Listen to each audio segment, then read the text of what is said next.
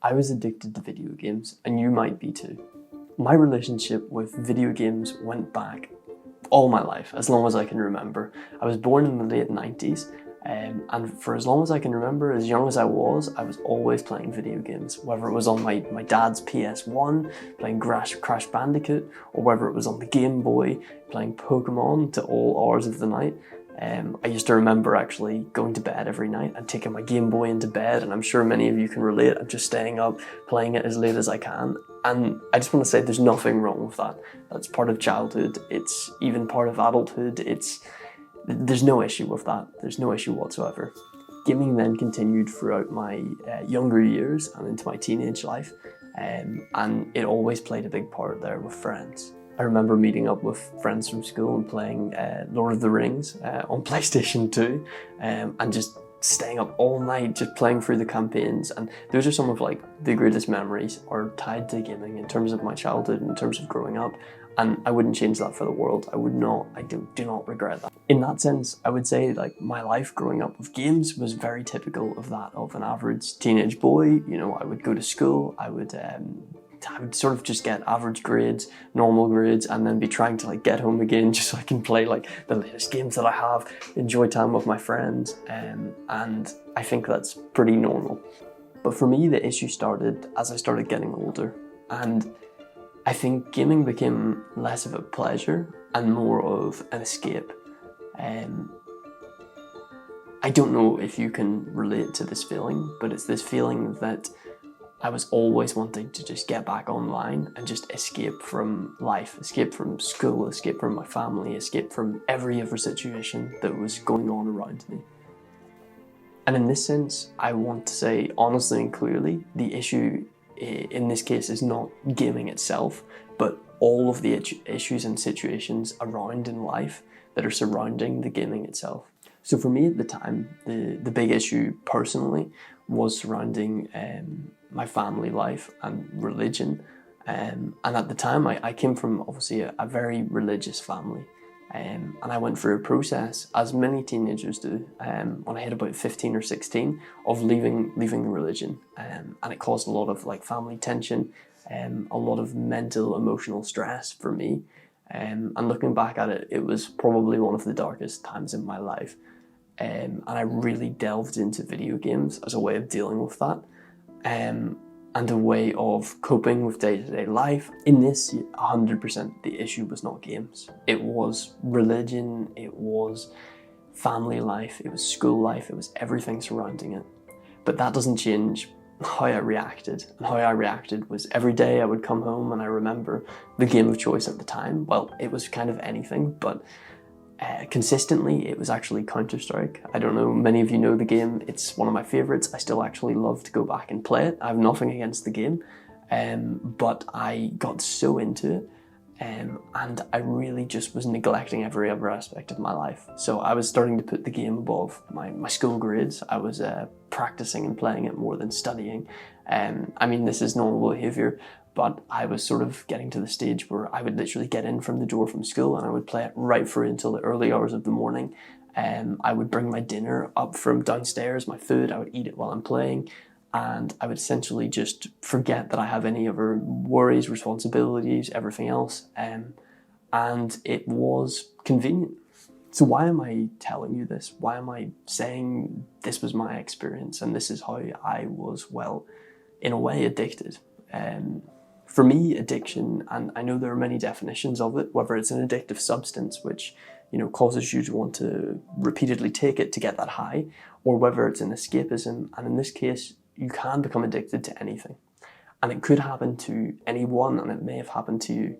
And it may not be with video games, it could be with food, it could be with sex, it could be with absolutely anything, movies, whatever, any form of escapism or things that get you away from that feeling in your life. But what I want to tell you is don't run from the problems that you have. Don't run from the situation that your life is in. Because for me, for 2 or 3 years of my life, I wasted them. And I didn't deal with the problems head on. And yes, I can look back and I can almost be thankful to video games in a way for what they did for me, for how they allowed me to maybe cope mentally and escape from the problems that I have. But in reality, the best method would have been, and this was my mistake, would have been to deal with the problems head on, talk with my family more, explain to them, you know, how I was feeling, open up to people, and actually take control of my life, you know, do what I want to do, take a course in the things that I wanted to begin, start making YouTube videos and be creative like I feel I am now. So if you needed this, if this was something for you, I just really want to encourage you to just go out and do something. And I know that's really easy for me to say and it's hard to do, but even if you're spending a lot of time on the computer or on your Xbox or whatever, start a online course. I'm not sponsored by them, I don't have a referral link or anything, but you can check out courses on Skillshare, YouTube, absolutely anything. Pick something that you maybe have thought about a long time, something that you've been passionate and feeling passionate about doing. It may even actually be YouTube. It could be, you could start a gaming channel, so something productive coming from the gaming that you think that is a really big part of you. Maybe take up a sport or a hobby. And I know this is really basic stuff, but once you take the first step, the other steps start to unfold a lot easier. And the important thing is, as you start doing more things, as you pick up more hobbies, more activities that become a part of you, it is so important, because basically we have this story that goes on in our head all the time.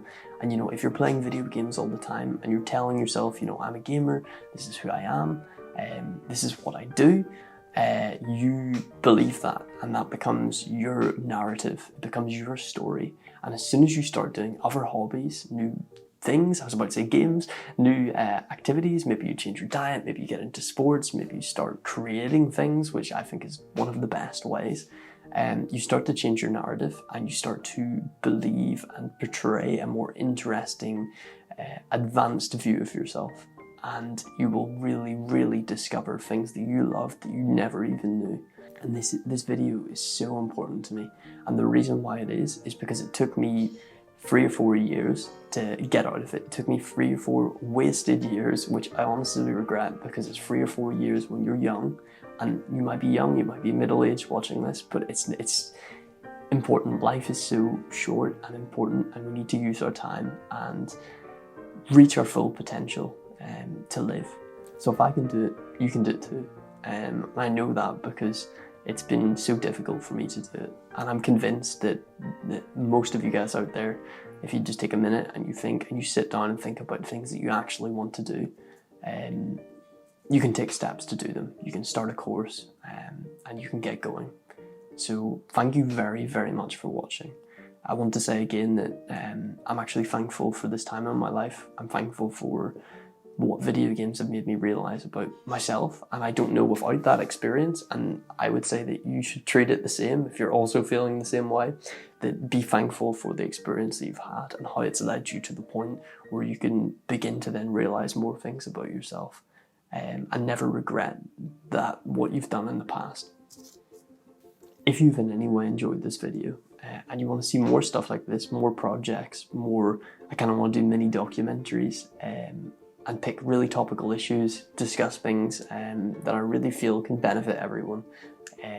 Please just subscribe and drop a like on this video. It's not to do with anything to do with stats. It just lets me know whether you like this type of content or whether you're going to like another type of content, and I can kind of tailor it based on that. I'm so happy that you could come on this journey with me, and that I can share this with you, and I really hope you'll be there in the future. Thank you very much for watching, and goodbye.